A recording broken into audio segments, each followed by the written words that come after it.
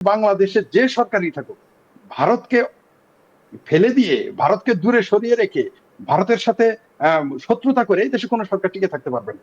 সেটা এই জন্য নয় যে শক্তির কারণে বলতেছি, শক্তির জন্য বলতেছি না, কারণ অনেক প্রতিবেশী রাষ্ট্র রয়েছে তারা দুর্বল কিন্তু তারা টিকে থাকে। আমি বলছি বাংলাদেশ ভারতের উপরে নির্ভরশীল, বিশেষ করে আপনার শিল্পের কাঁচামাল এবং খাদ্যদ্রব্য, বাংলাদেশের যে ফুড চেইন, এটার মানে খাদ্য সামগ্রী, বাংলাদেশের মানুষের যে যেটা প্রিন্সিপাল ফুড চাল, সেটা কিন্তু আসে আমাদের ভারত থেকে বেশিরভাগ, এবং শিল্পের কাঁচামাল গুলো ভারত থেকে আসে। সুতরাং আপনি ভারতের সাথে যদি আপনি বিরোধ করেন, মানে বাংলাদেশের যে কোনো সরকার ভারতের সাথে বিরোধ করা মানে, আমি আর আগে আপনাদের চ্যানেলেই বলেছিলাম যে এটা সিদ্ধান্ত হবে। সুতরাং তারেক রহমান অবশ্যই ভারতের সাথে মিলেই তাকে চলতে হবে। আমি বলতেছি না আপোষ করে, সেই শব্দটা বলতেছি না।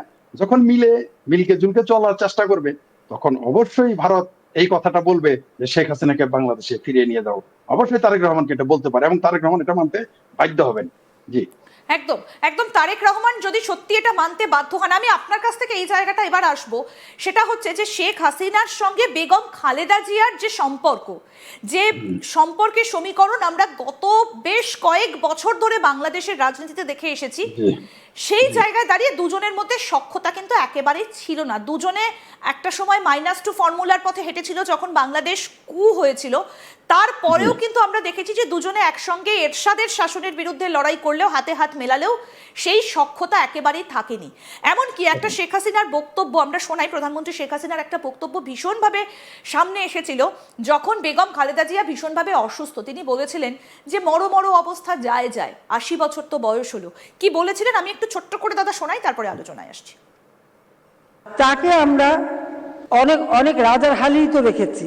এখন সে এবারকে বাংলাদেশের সব থেকে বেশি দামি যে হাসপাতাল, সেখানে চিকিৎসা নিচ্ছে। আর রোজই শুনি এই মরে এই যায়। তো বয়স তো 80-র উপরে, তো মৃত সময় হয়ে গেছে, তার মধ্যে অসুস্থ। তো এখানে এত কান্দাকাটি করতে লাভ নাই। যা বয়স্ক মানুষ, তার বড় বোন ভাই সব এসে কান্দাকাটি। সে সাজাপ্রাপ্ত আসামি, কারাগারে বন্দী।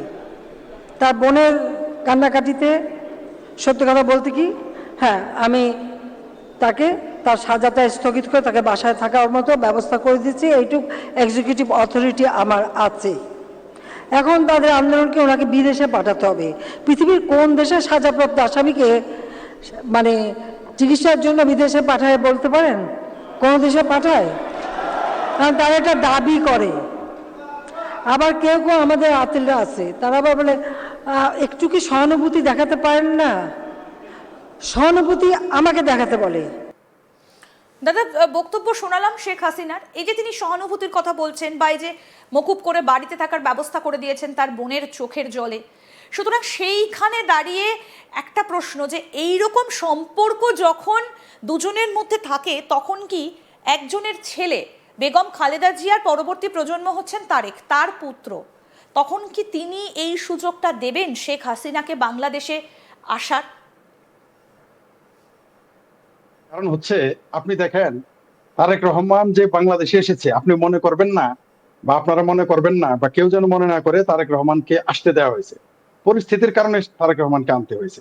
কারণ তারেক রহমান যদি এই মুহূর্তে যদি না আসে দেশে, তাহলে সরাসরি তারা তো অলিখিত ভাবে এই মুহূর্তে বাংলাদেশে পাকিস্তানপন্থী, তুরস্কপন্থী, ইসলামিক জঙ্গিবাদী যারা, তাদের হাতে মূলত ক্ষমতা। আপনারা যে যাই বলেন, আপনাদের কূটনৈতিক ভাষা বা মিডিয়ার ভাষা আপনারা হয়তো এগুলো উচ্চারণ করতে আপনাদের সমস্যা আছে, কিন্তু এগুলো স্পষ্ট, বাংলাদেশের সব মানুষই জানে বা অন্যান্য যারা বিশ্লেষক সমালোচক তারা সবাই জানে, বাংলাদেশের এই মুহূর্তে ক্ষমতা হচ্ছে জঙ্গিবাদের হাতে, তারা একেবারে হাতে।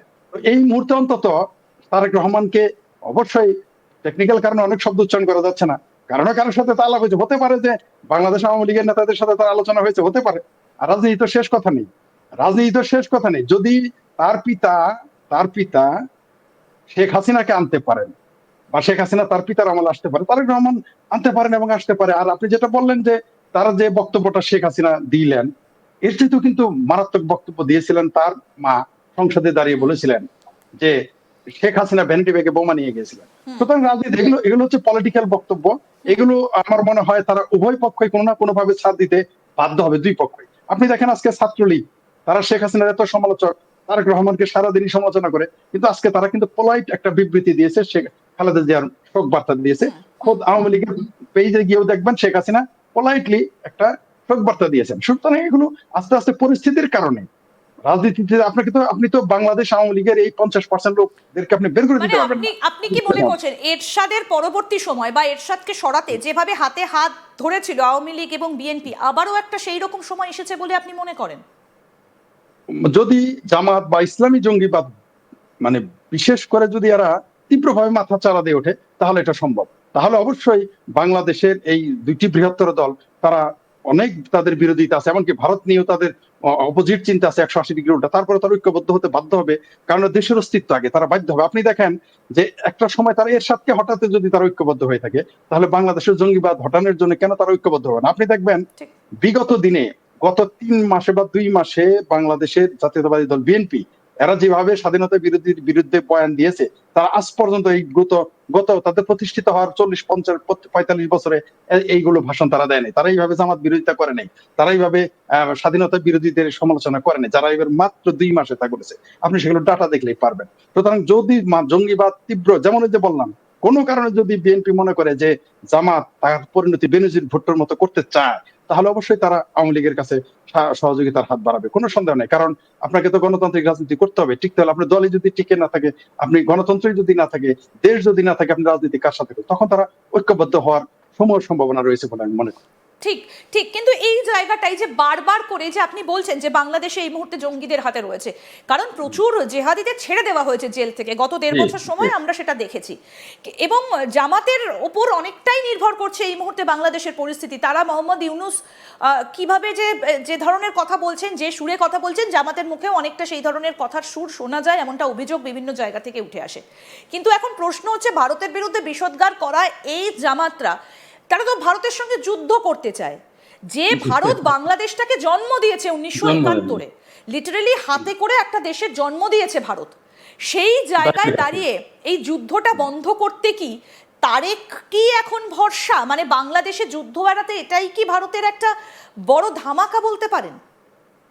আমি এটা আংশিক সত্য। আমি মনে করি না যে তারেক রহমান ক্ষমতায় আসলেই ভারতের সাথে বাংলাদেশের যুদ্ধ বা সংঘর্ষের সম্ভাবনা কমে যাবে। কমে যাবে কিছুটা, কিন্তু সম্ভাবনা আপনি এড়িয়ে মানে একেবারে ফেলে দিতে পারেন, উড়িয়ে দিতে পারেন না। হতে পারে, কারণ জামাত হচ্ছে অত্যন্ত মানে একেবারেই হিপোক্রেট। এরা এত সূক্ষ্মভাবে আসবে যে এরা যে কোনো মুহূর্তে বিএনপির ভিতরে ঢুকে, এরা প্রয়োজনে বিএনপির সাথে মিশে যাবে। বা এদের কিন্তু ছাত্রলীগের ভিতরে যেমন শিবির লুকিয়ে ছিল, বিএনপির ভিতরে অনেক এরকম জামাতি লোক ঢুকে আছে। তারা যে কোনো সময় তার বিএনপির মধ্যে প্রবেশ করেই ভারতের সাথে একটা মানে মানে যেটা আমরা কামনা করি না, যুদ্ধ বা সংঘর্ষের দিকে নিয়ে যেতে পারে। কিন্তু আমার ধারণা তারেক রহমান এই ঝুঁকি নিবেন না। কারণ হচ্ছে যে ভারতের সাথে যদি কেউ এরকম কিছু ঘটায়, তাহলে এই দেশের অর্থনীতি, এই দেশের রাজনীতি, এই দেশের শিল্প প্রতিষ্ঠান একেবারে ধ্বংস হয়ে যাবে।